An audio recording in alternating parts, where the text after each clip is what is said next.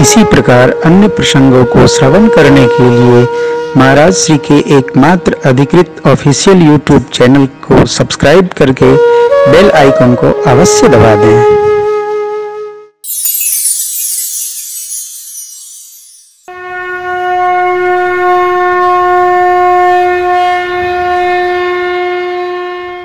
कल हम आप बालकांड पूर्ण किए। आज कथा श्री अयोध्या कांड में गति करेगी। अयोध्या को कथा की युवा अवस्था कहा गया है।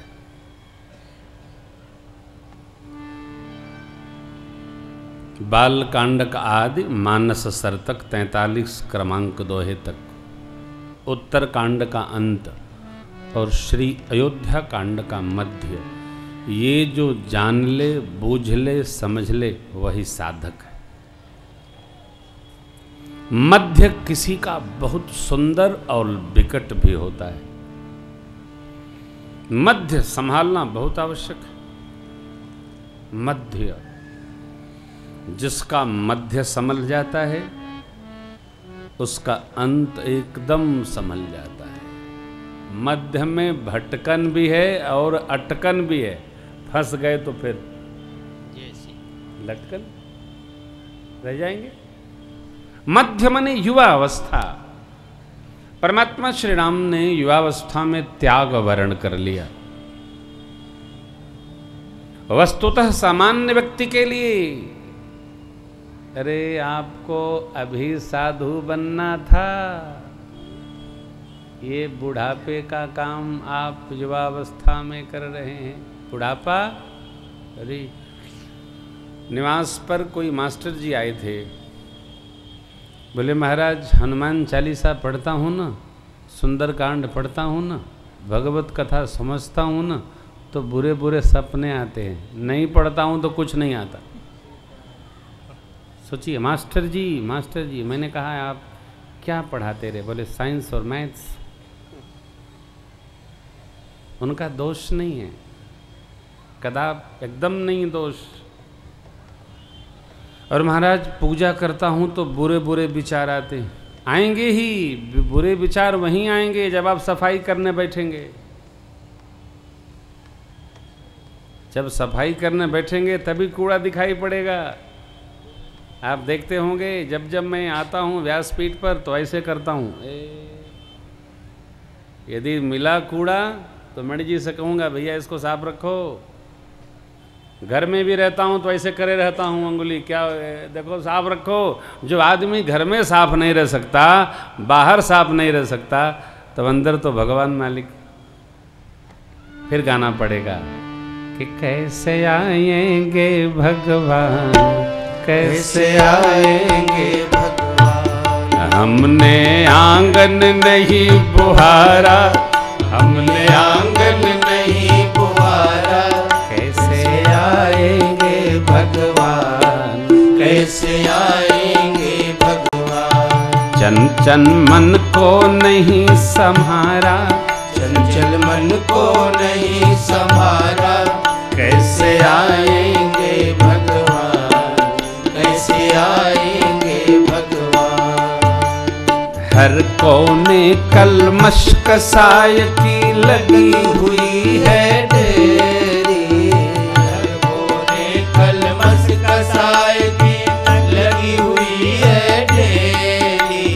नहीं ज्ञान की किरण एक भी हर कोठरी अंधेरी, नहीं ज्ञान की किरण एक भी हर कोठरी अंधेरी।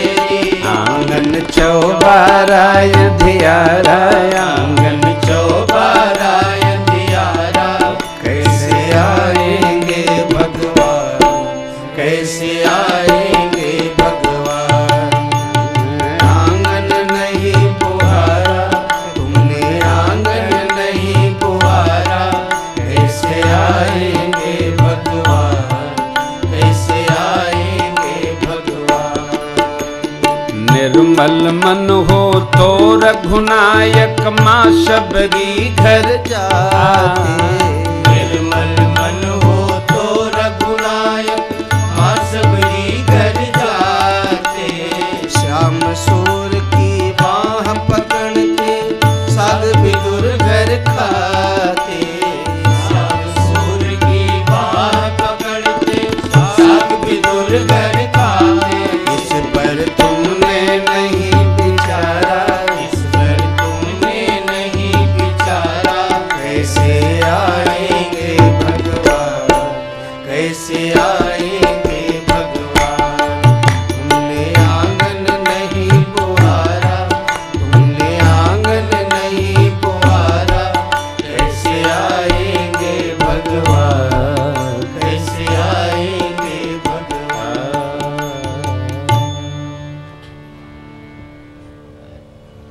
निर्मल, स्वच्छ,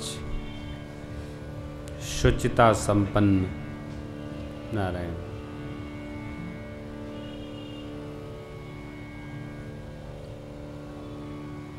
माताएं जब होली, दिवाली, दशहरा घर साफ करती हैं तो दिन भर व्रत रहती हैं। आज साफ कर लेंगी तभी खाएंगी। आदमी, अरे भगवान बचाए, रात को बना के धर देना, हम सुबह खा लेंगे, तुम अपना काम करना। भोजन भट्ट। माताएं दिन भर काम, दिन भर क्या करती हैं? सफाई। अयोध्या कांड में भगवान ने प्रारंभ में ही धरती पर जितना कूड़ा करकस रखा सब की सफाई की योजना बना ली। सब सफाई कर देना है। निश्चरहीन करऊं मैं भुज उठायपन की, सकल मुनिन के आश्रमनि प्रभु जाय जाय सुख दीन। परमात्मा ने धरती पर जो विकार व्यवस्थित अव्यवस्थित पड़ा है सबको साफ करने की योजना बना ली साहब। अरे राम जी ने ये योजना बना ली और पिताजी ने अयोध्या के राज सिंहासन पर बैठने की योजना बना ली। एक मेरी प्रार्थना है, आप सभी माता पिता जो यहाँ विराज रहे हैं, योजना अवश्य बनाया जाए, परंतु थोड़ा योजना में ढिलाई रखी जाए। नहीं तो योजना कई बार यो मिटकर जना को समाप्त कर देती। योजना बने, आज कुछ करके से मीठा करो। योजना बने, थोड़ी ढीली रखी जाए। क्या रखी जाए महाराज? योजना जीव बनावे, परंतु इसमें एक वाक्य जोड़ ले, आगे प्रभु की जो इच्छा। हम जैसा सोचते हैं वैसा ही होना चाहिए। पागल हो जाएंगे आप, होगा ही नहीं। राम कीन चाहे सोई होई, करे अन्यथा हस नहीं कोई। अरे देवर्षि नारद जी महाराज ने मैना और हिमांचल महाराज से कहा, हे राजन, जो विधि लिखा लीलार, देव दनुज नर नाग मुनि को न मेट निहार। बस का नहीं किसी के। फिर हम जो सोचते यदि वही होता रहेगा तो हम जीव कहां कहे गए। नर सोची नहीं होता है, प्रभु सोची तत्काल। बल चाहत बैकुंठ को, प्रभु पठये पाता। दानवेंद्रो महाबला, दानवों के भी राजा कौन? महाराज बलि चाहते थे हम स्वर्ग प्राप्त करें, नहीं तो बैकुंठनाथ के पास जाएं, और भगवान ने ऊपर की जगह 7वें तक नीचे भेज दिया, पाताल। ये क्या है? हर इच्छा में ही अपनी इच्छा हो, यही भगत का स्वभाव होना चाहिए। बढ़िया पंडाल लगा है, मैंने आपसे निवेदन किया कि 9 दिन न बरसी हैं और 9 दिन बाद जरूर बरसी हैं, लेकिन मैंने कोई भगवान को टेक नहीं लगाई कि बरसिएगा नहीं। ये बरसना चाहें तो रात को बरसें, हम हाथ नहीं जोड़ेंगे। क्यों? भगवान की व्यवस्था में ही हम अपने मन को रमा लेते हैं। हमने भगवान को कभी बाध्य नहीं किया। भगत, कलयुग का भगत भगवान को बाध्य करता है। ऐसा ही होना चाहिए। क्यों होगा भाई? और किससे? सीताराम जी से, अरे ये अपना अभिषेक तो करवा नहीं पाए गुरु जी की रचना अनुसार, पिताजी की इच्छा अनुसार, तुम्हारी इच्छा कैसे पूरी कर देंगे?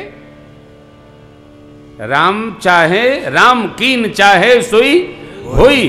तो राम जी पुत्र लायक हैं, अपने पिताजी की अंतिम इच्छा नहीं पूरी कर सके कि युवराज पद पर अभिषेक करके बाबूजी का शरीर छूटे।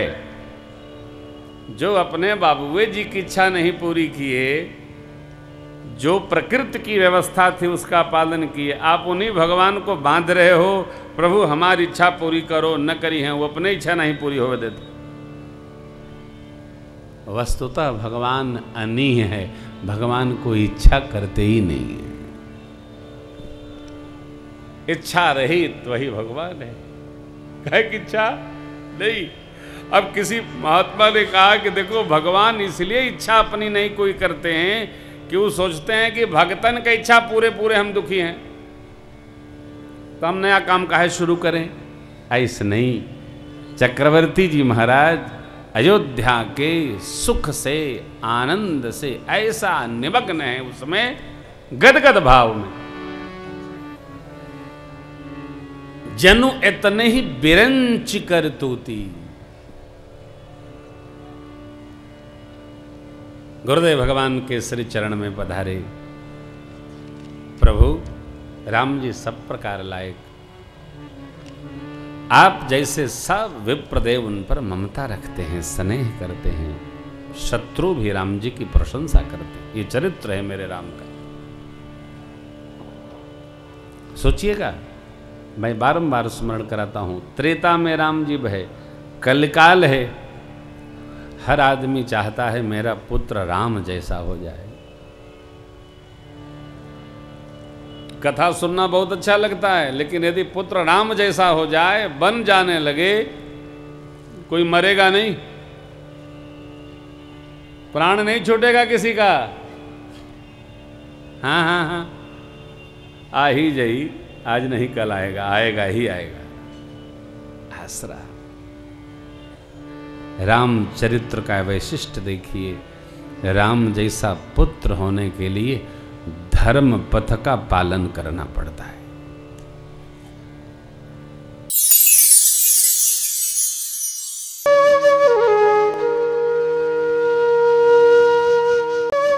इसी प्रकार अन्य प्रसंगों को श्रवण करने के लिए महाराज श्री के एकमात्र अधिकृत ऑफिशियल YouTube चैनल को सब्सक्राइब करके बेल आइकन को अवश्य दबा दें।